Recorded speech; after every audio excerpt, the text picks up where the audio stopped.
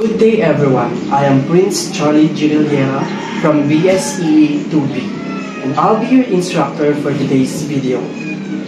Our topic is all about Laplace transform of derivatives. Here's the formula that I will be using in solving the example later. So, ito yung magiging example natin para sa video na to.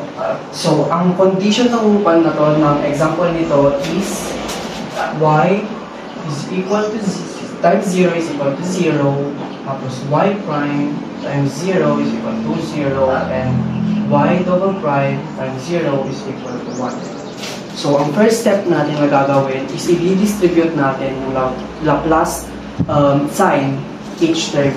Tapos yung mga constant, ilalagay natin sila sa labas. So, magiging 8 Laplace of y double prime plus 77 Laplace of y double prime minus 512 Laplace of y prime minus 4998 Laplace of y is equal to Laplace of 5 e raised to 9t.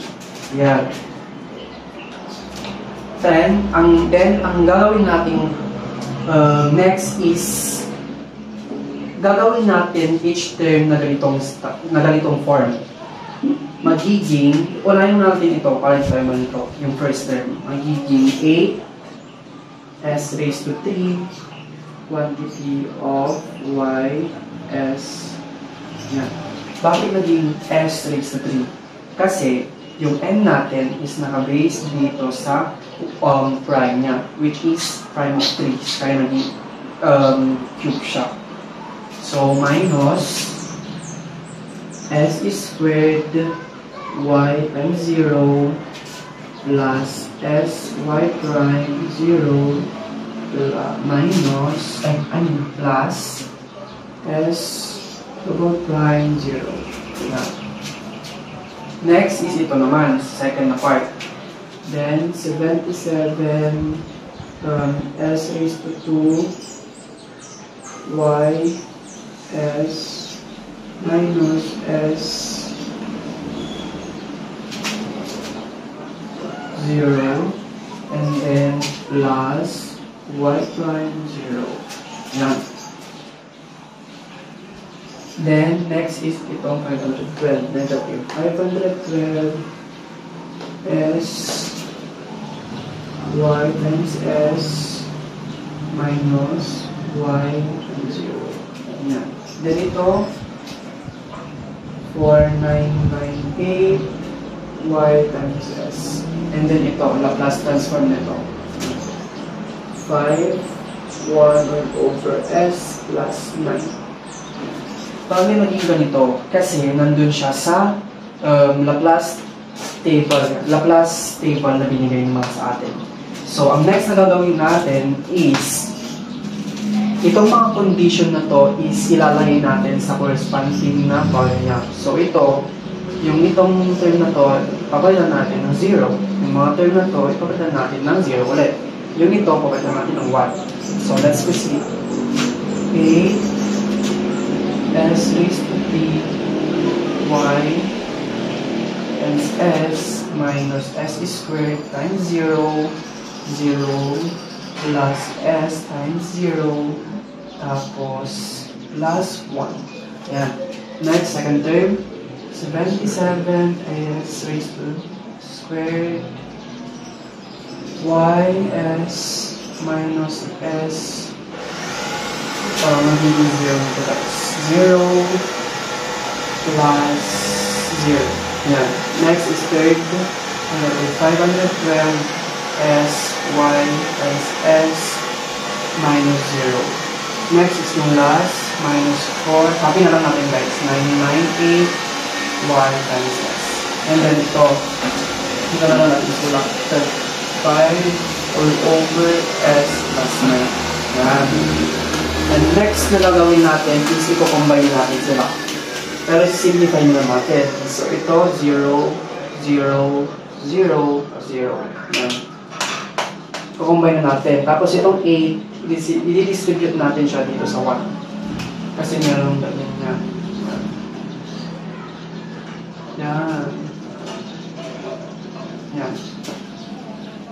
So, i-distribute na natin.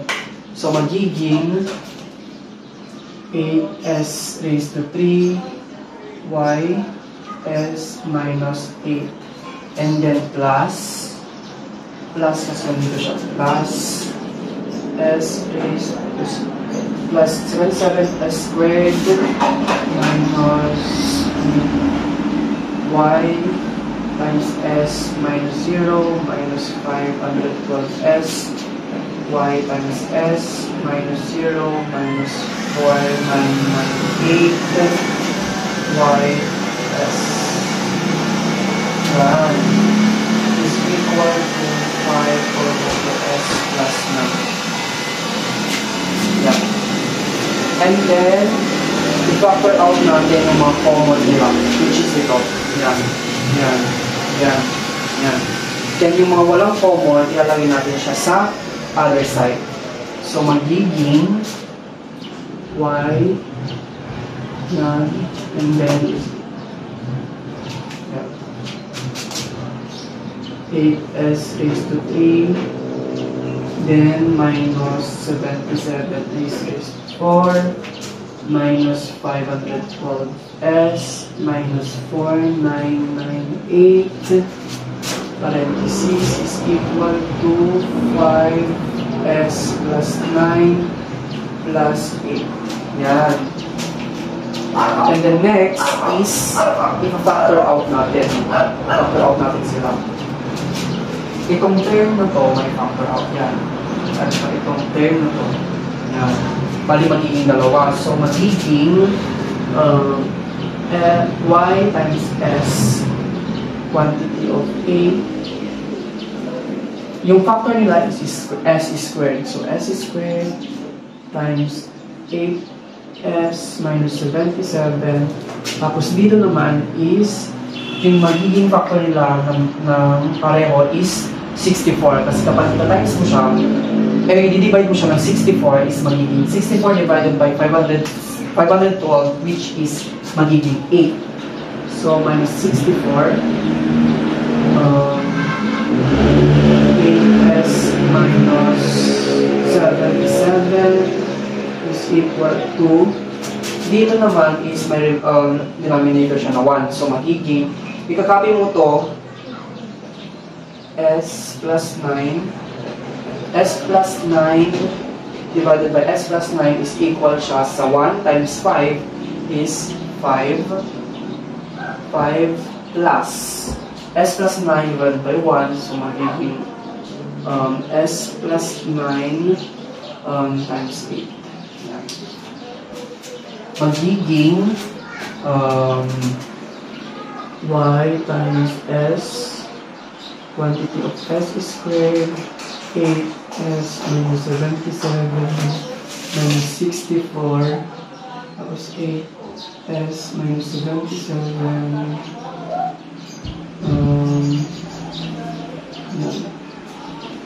tapos,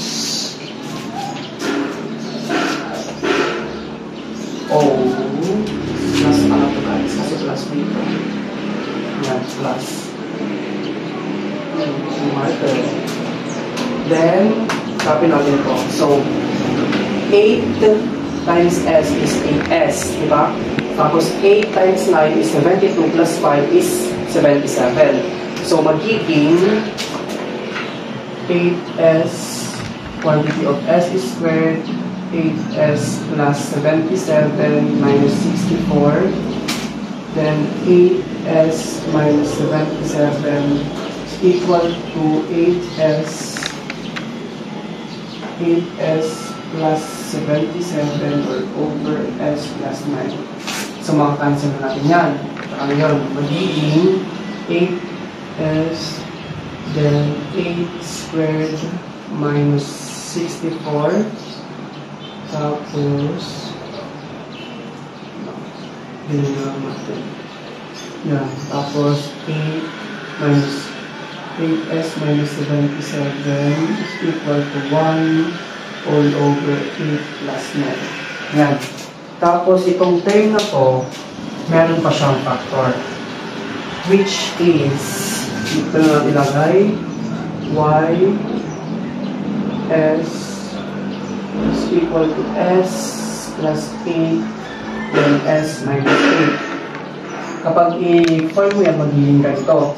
And then, 8S minus 77 is equal to 1 all over S plus 9. Yan. Tapos, ang gagawin natin dito is i-multiply natin. I-multiply natin ng S plus A tapos S minus A. Magiging Y S, take my marker. Tapos is equal to 1 all over S plus 9, then S plus 8, then 8, then S minus 8. Yan. Tapos, yung ito na is, gagawin natin siya ng partial fraction para makuha yung inverse Laplace ng given na to. Kinopy ko lang itong term na to dito. So, using partial fraction na tayo. So, kukuha mo na natin yung Laplace niya. Yan. Yan. So, magiging y is equal to S plus 9, then S plus 8, then S minus 8. Tapos 1. Yan. Tapos magpa-partial na tayo. So, is equal to A S plus 9 plus B S plus 8 plus C 8 minus S minus 8. Then multiply sa term na to. So 8 plus 9, then S plus 8, then S minus 8. Yan. Tapos multiply. So magiging equals S A times S plus 8 S minus 8 plus B S plus 9 S minus 8 plus C S minus 8 plus 9 S plus 8. Yan. And then, ang gagawin ulit natin next is i-let natin. Mag-let tayo. Mag-let tayo ng S para makakuha tayo ng value. So, let S is equal to. So, anong gusto natin maging makancel? Ay, makakuha. Anong gusto natin makuha yung agad yung kuha natin value? Pwedeng 8 is, ay, let S is equal to 8. Yan. Para makuha natin yung value ng C. So, A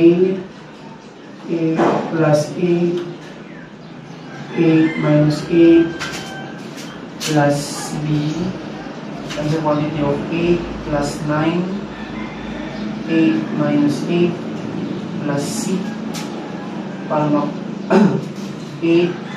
plus 9, 8 plus 8. Yan. Ito, makakancel na yan kasi 0 yun. Makakancel na din to kasi ito na lang. So, mayroon tayong equals pa pala dito naman. Yan. So, 1 is equal to C. So, let me get my calculator. Yan, calculate natin. So, 8 plus 9, 8 plus 8 plus 272. 272A divide 272. So, 272. So, yung A natin is 1 all over 272. Yan. Next, ang kunin naman natin is yung itong B siguro. Sige, kunin natin yung B. Let natin. Let S is equal to negative 8. So, 1 is equal to A negative 8 minus plus 8 pala. Then, negative 8 minus 8. And then, plus B, negative 8 plus 9. Tapos, S minus, no, negative 8. Negative 8 minus negative 8 plus C, S, negative 8 plus 9, negative 8 plus 8. Yan. Ito, makakancel. Makakancel. So, makuha natin yung B. So, 1 is equal to calculator negative 8 plus 9, negative 8 minus 8, magiging negative 16. So, negative 16b divide negative 16. So, negative 16. So, magiging negative 1 all over 16 ang b natin. Yan. So, let's proceed to A naman. So,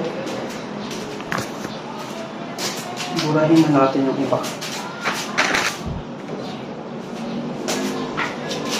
Burahin natin ito na lang. Sige, dito na lang tayo.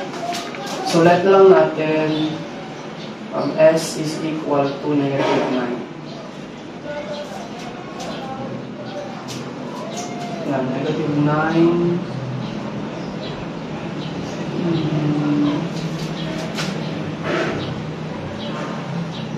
A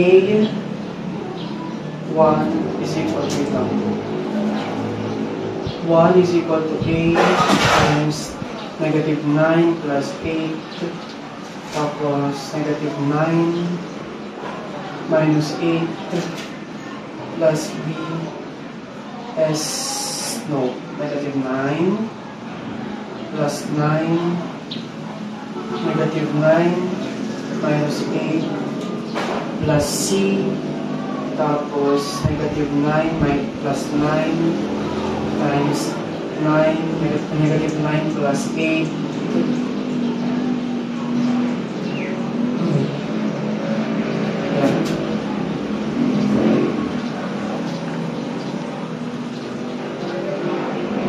Yan. So, ito, makakancel itong B at saka C. So, yan. Yan. Makukuha natin yung A. So, A1 is equal to yung A natin is negative 9 plus 8 times negative 9 minus 8 17. 17A divide both side by 17. So magiging 1 all over 17 is equal to A. Yan yung values. So natin yung mga values dito.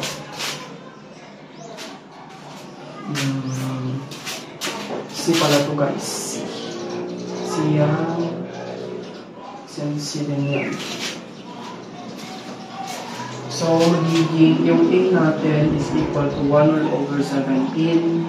B is equal to negative 1 all over 16. Then C is 1 all over 272. Yan. So, substitute na natin yung value ng nakuha natin A, B, C dito. So, yung A natin is Laplace of inverse Laplace of 1 all over 17 all over S plus 9 plus inverse Laplace of 1 all over 16 all over 8 plus S plus 8 plus inverse Laplace of 1 all over 272. Yan. S minus 8. Yan. Then, yung mga constant, ito, i-baba natin. So, magiging 1 all over 17 Laplace of, inverse Laplace of 1 all over S plus 9. 1 over 16 inverse Laplace of 1 all over s plus 8. S plus 8 plus 1 all over 272 inverse Laplace of 1 all over s minus 8. Yan. And then, simplify na natin. Inverse Laplace nito is e raised to negative 9t, di ba? So, magiging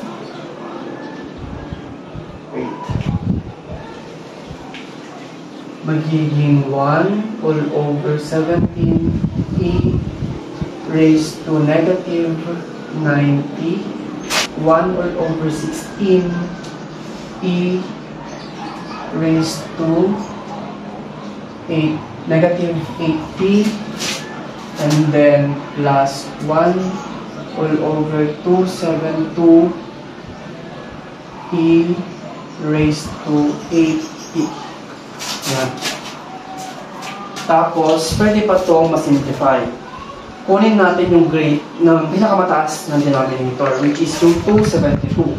So, magiging 272, I'll just get my calculator. 272 divided by 17 is equal to 16.